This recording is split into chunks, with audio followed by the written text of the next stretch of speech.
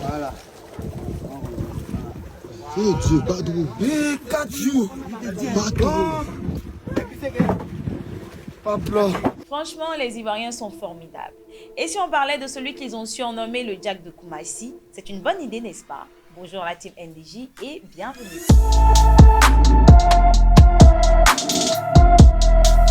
Badro Escobar aurait frôlé la mort. En tout cas, c'est ce que les internautes ont compris à travers la publication de Dolizena de Bordeaux, artiste-chanteur faisant du coupé-décalé le lundi 8 novembre dernier. Parti en mer pour la pêche, son bateau s'est renversé et s'est cassé. Vu qu'il pleuvait et que tu as pour habitude de faire une journée en mer, personne ne savait ce que tu traversais. Étant accroché à un morceau de bois dans la mer durant 3 jours et 3 nuits, tu es rentré sain et sauf à cause du bien que tu fais. Une fois rentré chez lui, le miraculé a fait un post histoire de rassurer tout le monde. Bonjour à tous, j'aimerais remercier avant tout le Tout-Puissant Dieu pour toute sa grâce. Je le remercie surtout de m'avoir sauvé d'une noyade par le biais des pêcheurs.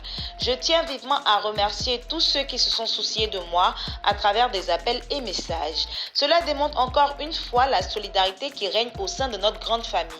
Aujourd'hui, je vais beaucoup mieux grâce à Dieu et à vos soutiens. Merci, on reste ensemble. Pour ceux qui ne le connaissent pas, Badro Escobar est reconnu pour sa proximité avec Feu DJ Arafat. Dans le monde du business, il était déjà connu, mais cette amitié lui a permis de bénéficier d'une très grande popularité. Surnommé le blanc de la Chine, il est entrepreneur et producteur. Il est d'ailleurs le producteur de ce petit Ramba Junior, artiste rappeur ivoirien.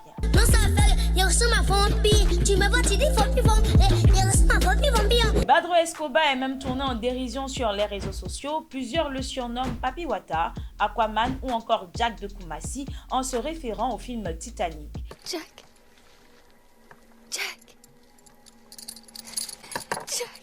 Miracle de Dieu, formidable instinct de survie ou énième buzz, chacun a pris le temps d'analyser cette vidéo et notre très cher influenceur Juste Crépin-Gondo a aussitôt donné son avis. C'est-à-dire, tu dis que tu as fait 4 jours en mer, dans le froid glacial de la mer là, et puis ton teint n'a pas changé. Vu qu'on te retire de l'eau, ton bras bouge. Les gens même cherchent le chauffeur du bateau. Badro, on peut réaliser ça, il faut ici les gens comme ça. Pour certains, cette vidéo est digne d'un film de science-fiction. C'est un buzz et c'est triste de voir ce que les gens sont prêts à faire pour du buzz.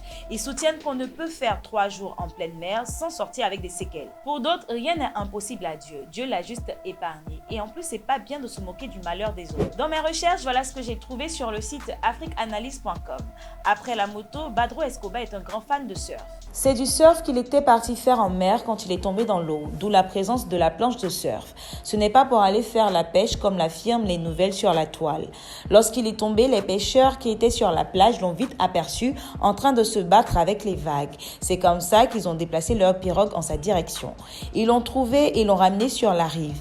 Tout s'était passé en une dizaine de minutes. Badro Escobar n'a pas fait 3 jours en mer comme l'affirment les nouvelles sur la toile. Après avoir lu tout ça, je me suis demandé si cette histoire est vraie, pourquoi les pêcheurs ont parlé de 4 jours.